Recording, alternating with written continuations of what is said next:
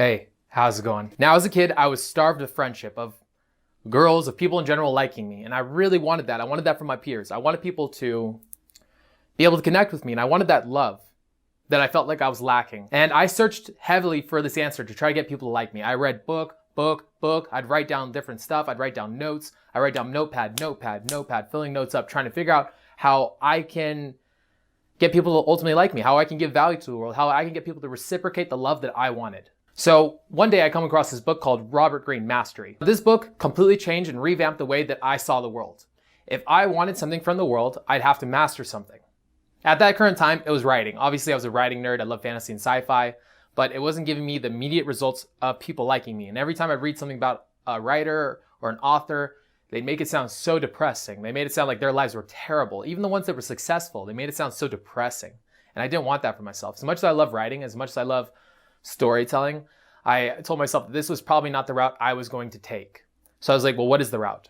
So as a young kid, I'm like, well, what can I do? I'm like, well, everybody likes basketball players. My dad was a basketball player, and he ended up becoming a popular kid. All the kids started liking him. He started getting a lot of women into him. And now to this day, he's a very extremely charismatic man. And that's what I wanted for myself. I wanted to be as charismatic as my dad. My dad he had a silver tongue that I envied and I wanted. And I felt like this was the ultimate thing. If I could master something, I could get the same confidence that he had because I would have this thing backing me up. I'd have so much value I could give to the world through the act of mastering something. So what did I do? I started practicing basketball like a maniac. I started going hard at this. I started practicing 6 to 9 hours a day, just going hard. I'd go home with blood blisters. I would go home exhausted to where I'd have to fall asleep immediately. I just went very fucking hard. And I fucking put my entire mental headspace into this area. Now, lo and behold, I never got good at basketball. Reason being is because I practiced very unintelligently. I lacked the quality of practice. I had a lot of the quantity, but I lacked the quality, which is something we'll get into in this video. Now, with this as well, it was very difficult for me to take this as a blow because I put so much fucking effort into something that was basketball. It was so tough for me to put all this effort in just to get nothing back. And it hurt a lot more. That it made me feel like I was less than everybody else. I'd go play basketball with the other kids and like there were still kids that were way better than me even though I put in more work. And it aggravated me to no end. Now, as an adult, I wanted to master something still. I figured that this was going to be my best route and I wanted to hammer something home and become really, really fucking good at something. Now that something ended up being seducing women, success with women. It became the pickup artist industry. And I started hammering this the fuck home. I approached tens of thousands of women over the course of 8 years. I wrote down an encyclopedia's worth of notes, probably even more, probably like a full, at least 1 or 2 bookshelves full of just notebooks. Just constantly thinking about this shit, breaking it down, obsessively thinking about how I can get better at this.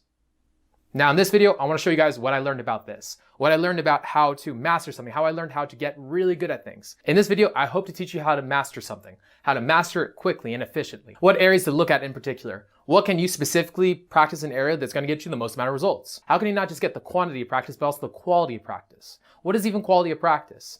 What is it how does the mind of somebody that's at this level, somebody that's mastered something think? What does he think about? Because it's a lot narrower than what everybody else thinks about. The things that he worries about are very fucking narrow. With that being said, let's get into the video. Yeah, I confess, Father, I confess. 'Cause I've been living. Quality and quantity of practice.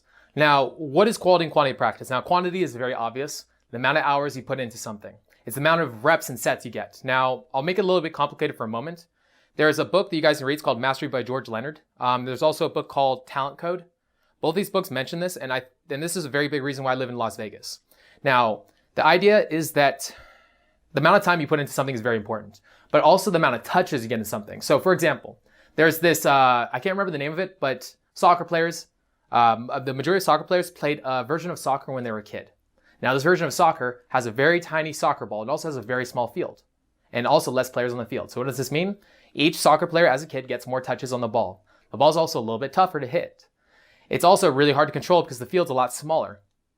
So you need more control. So by pushing yourself in this kind of an area, obviously when you move into soccer, it's going to be a lot easier. 27 hearts beat.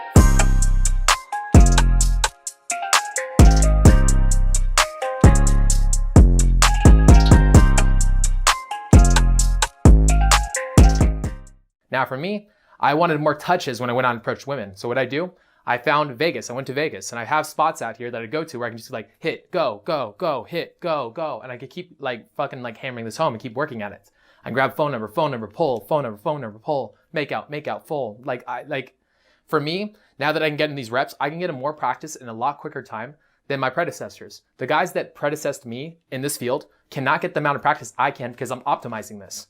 Now, that is the quantity of practice. Now, quality of practice. Now, this is the thing oftentimes guys lack. Why? Because in this field that I'm in, it's a very nuanced area and it's also very vague. Like you can't always tell why you fucked up. I mean, like obviously you can write down a fuck ton of notes and you can try to figure it out, which I think I did to a very good degree.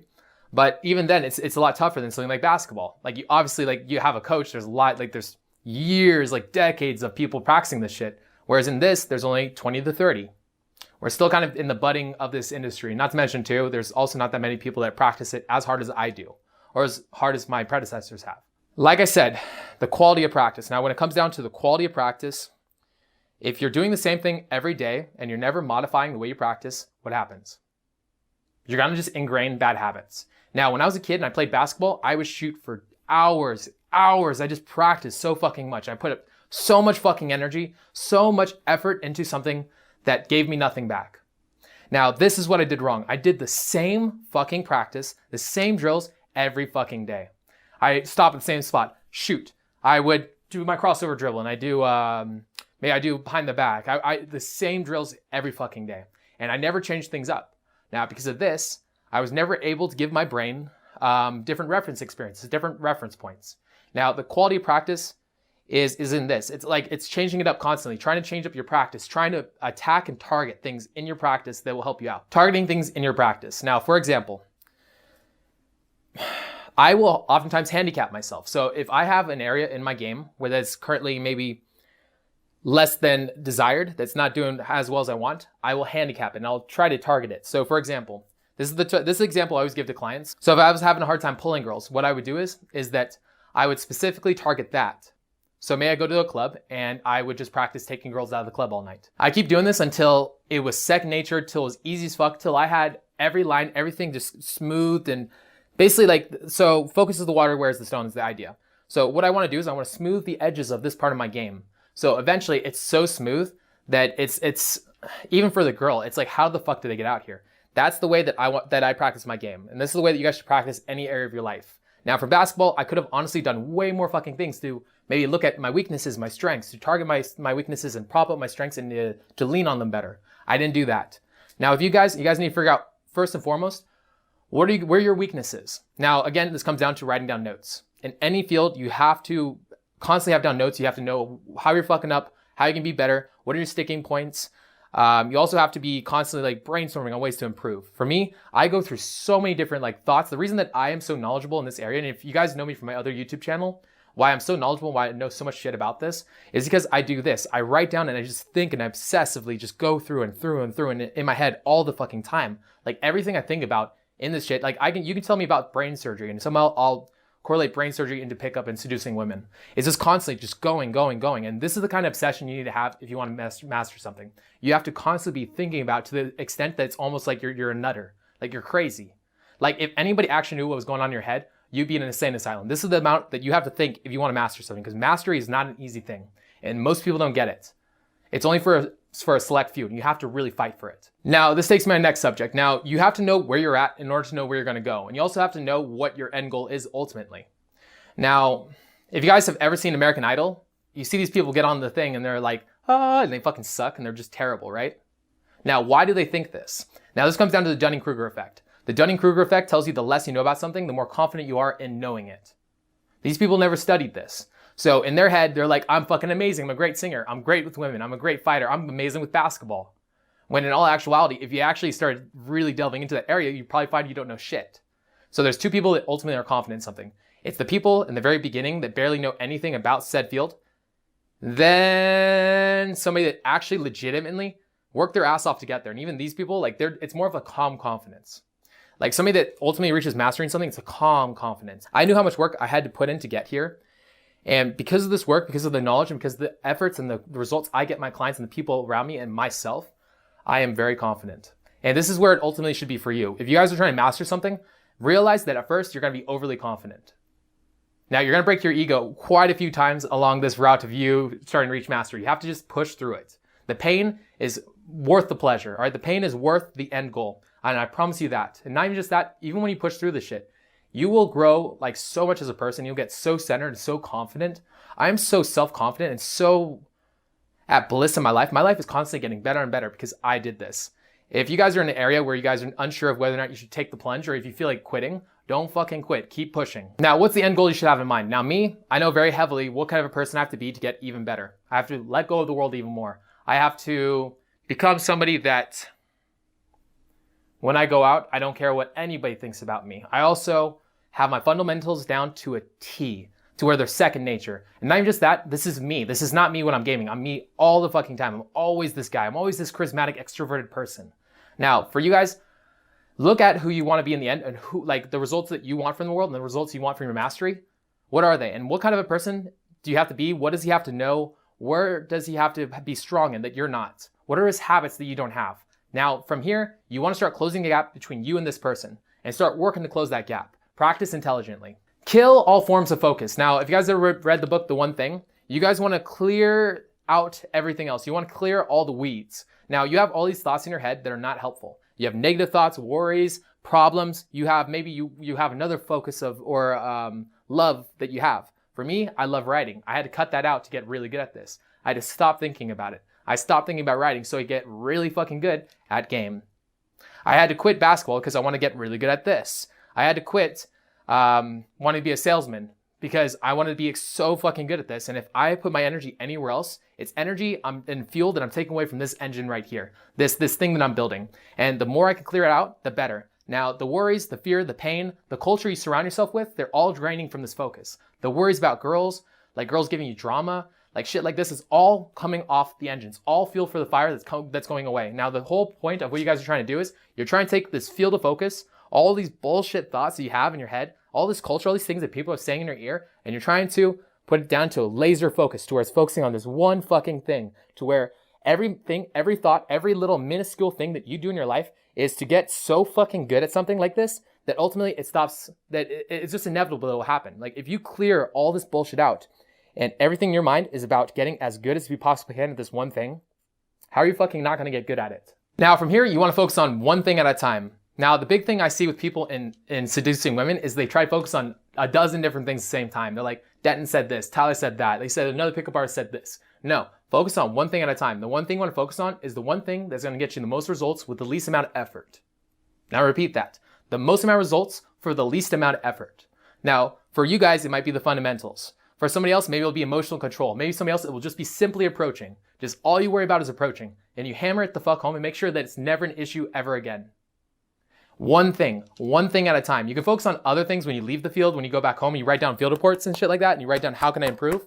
But ultimately, when it comes down to it, it's the one thing. The reason for this being is because you're not going to be able to practice a dozen things all that well at the same time. Not to mention too, you don't have the amount of like focus or the memory ability to remember a dozen different things. Now, however, if you focus on one thing and you hammer it the hell home so you never have to worry about it again, which one for the long term is a better cash in? If you're focusing on a dozen different things or you focus on all those dozen things one at a time? One at a time, obviously. Because now once you fix it, it's gone forever. Now I mentioned this before, you have to be absolutely obsessed with this. Now you have to start teaching your brain that like to love this. Like if you want to master something and you don't love it, it's going to be really fucking tough for you to actually get into it. For me, like with sales, I didn't absolutely love sales at first. I didn't like it. The only reason I did sales because I thought it'd make me better at game, at picking up women, and it did. But when it came down to it, I had to trick myself to like it. Now, if you guys want to become really fucking good at something, it has to be something you love doing. Because if you can't, if you're not going to be able to outwork guys like me. Because if there's a guy in my field that loves picking up women, but he doesn't love it as much as I do, I'm going to outwork him. I'm going to put in more effort than he would in this. Now, the same way, you guys need to love the fuck what you're doing because there's going to be competition. And not even just that, there's also going to be times where things are going to get rough and like times where you're going to want to quit. I've had so many times where I wanted to quit this, but because I love it so much, I just kept pushing through. I wasn't even expecting to ever get to this point where I have an audience, where I have people that listen to me and actually take my advice. This never occurred to me this could be an outcome. I was just so obsessed about getting good at this that ultimately it just came down to where people started listening to me. You guys need to be doing the same thing. Just be so obsessive and blind to it that you just want to that literally nothing but in your head matters else. Like the only thing that matters in your world is this one thing. Like I said, I write down a lot of notebooks. Like if you guys can like I write down like tons of fucking notes on this subject. Like I'm constantly obsessing about this. I write down on this every night. And I sit down for maybe like an hour or two. And I just really think through like how can I improve in social dynamics, social interactions. If you guys try to master something, you have to be thinking very critically. Because that's the one thing I fucked up on as a kid trying to learn basketball. Was that I didn't think critically. I didn't think it through. I thought that if I just put in the effort would garner the results. That's not true. And this is the problem with everybody. They always think that it's the hours put in. The same way that like if you can be a hardworking like janitor, but the hard work you're putting into being a janitor, is it going to be the same as being a hardworking entrepreneur? Fuck no. Like the outcome of being an entrepreneur might be like at the first might be a little bit tougher than the janitor, but the lasting effects, the money that the entrepreneur could possibly make are going to be so much greater than the janitor, even though the work might be similar. Now, Eminem, as I said, Eminem has like stacks of papers and he's very much mastered his field, rapping. Now, he's arguably the best in the world, arguably. I mean, there's obviously a lot of amazing rappers out there, but if you ever look up this guy's interview, which I might show a little clip of this, it's just stacked high, this little box of just notebooks. I have the same thing here. And I feel like other guys that have mastered their field, they do the exact same thing. They just obsessively think about this shit, and this is constantly going through their brain. And for you guys have to constantly be thinking about how you can improve. What's your homework? What's the way that you can go out next that's going to improve your tomorrow? Like how can you prevent it to where like, you know, every month to every year constantly gets better and better and better at an exponential rate? How can you ensure this for yourself? Stored, but they're not exactly locked away. He actually keeps them in boxes. So you store stuff in just boxes like this? Yes. Inside are hundreds of scraps of paper on which he's obsessively scrawled down words and phrases. So, wait, this is a pad from a hotel in Paris, looks like. Yeah. And you just scribbled that. You have 4 little words just scribbled out. How do you even read this? This is tiny. I know what it says, I guess. I don't know that I might use that actually. They're not lyrics, really. They're just ideas that he collects. He calls it stacking ammo. So it's just like when I I've fill done this letters up from crazy people, and they kind of look like this. Yeah. Sometimes, yeah. Either all in capital letters or sort of scrawled on pages like this. Yeah. Well, that's probably because I'm crazy. Now, another thing that helped me out massively was visualization. Now, for me, for you guys, like when it comes down to it, when you're approaching women, it's the act of assuming that a girl's gonna like you to begin with makes a girl oftentimes like you. But the problem is that if you don't have a lot of reference experience that girls like you, it's pretty tough. Now, what I found was that when I visualized girls liking me, over a period of time, it came down to where girls started liking me more and more, and I could just come up there in a very assumptive way, in a very cocky, like positive way, and girls started like really getting drawn to this. And then eventually now, I'm just the guy that girls like. It's just in my head. It's a part of me. Like girls are supposed to be into me. And it's like weird if they're not. Now, for you guys, like you guys might have a field or an area where you guys are just not confident enough. Maybe like, you know, maybe you're playing some sport and you have a lot of pressure put on you. Maybe you're a kicker for a football team and like maybe you're in a slump. When you're in that slump, it's mainly mental, isn't it? So why don't you visualize kicking the ball and it going well every time and you being just in the zone? Now, by doing this, it method acts. Your brain has a hard time distinguishing between like visualization and reality. So I suggest this. Visualize doing this. I go to bed every night and I visualize sets in my head. I'm just like, go, hit, go. And I'm like, all right, imagine the amazing set. And then sometimes I'll even visualize a girl giving me shit and me passing the shit. Like for you guys, like again, visualization is a very powerful tool and it helps you prepare for real life events. Visualize and figure out what you could visualize specifically. How can you use this to target things that are weak in your game or weaken your general mastery? Now, the next thing, this is something that I learned separately from any book, but look to the similarities of the greats. Now, whatever field you're in, all the greats have something that they're all doing similarly that's making them great. Now, they're also doing things that probably make them unique and a little bit better, but those things that they're doing specifically that nobody else is doing, that helps them out specifically for their niche in their field. Now for you, you'll find your own. You'll find your own of these, but look mainly to what everybody's doing similarly. Now for me, what is it? It's eye contact, vocal tonality, it's eye contact, it's a positive assumptivity, it's the ability to approach with presence and actually connect with somebody. Now with you, it might be something different. Now look to all the masters in your field and what are they all doing the same? Chasing down something of mastery, people are going to call you a lot of things. They're going to call you obsessed. They're going to say that's unhealthy. They're going to tell you that this is not something that you should be putting your energy into and there's things that are more safe. I'm going to tell you this, fuck safe. Because the fact that I did this saved my life. And I don't know where you're at specifically, but something like this, something of mastery it's so powerful. And if you're drawn to do something, you're drawn to get really fucking good at something, that is a gift. And that's not something you should ever fucking squander. Now, people are going to tell you, go to college. They're going to tell you to do something different. They're going to tell you to take the safe route. Fuck the safe route. Don't listen to them, because honestly, they're not in it for you necessarily. They for them specifically, it sounds like great advice, but they don't know what's in you. They don't know what you're capable of. Now it's going to be your job to show these guys what the fuck you can do. It might take a while. You might get laughed at a lot. You might have people telling you not to do it, telling you that you suck. You might have people telling you that you're not good enough. Now, this will come with time. I've had so many people laugh at me. I had so many people tell me that I couldn't do this shit. And I'll say this, I don't want anybody ever stopping because somebody did that for them. If somebody's telling you not to do this, ignore them. They don't know any fucking better. It's not their fault even. For you, if you chase this down, you have one life. You have one life. Do you want it being a life of playing it safe? Or do you want it being a life of living on the edge, of being excited every day getting fucking better and better and better and brighter and more beautiful? For me, that's the life I want to live. And if you're somebody that's obsessed with something, that you're drawn to master something, then you need to fucking take that by the reins. You need to go for it. Ignore everybody, because you know what? Honestly, greatness is rare. And the fact that you're drawn to do this is greatness, and that's beautiful. Do not let anybody kill this for you. Chase it. All right, guys, and that being said, peace out. Got him in range and I come in a rover. Running they mouth and I'm running them over. Wait till I fucking approach you. Look at my dad like your son is a soldier.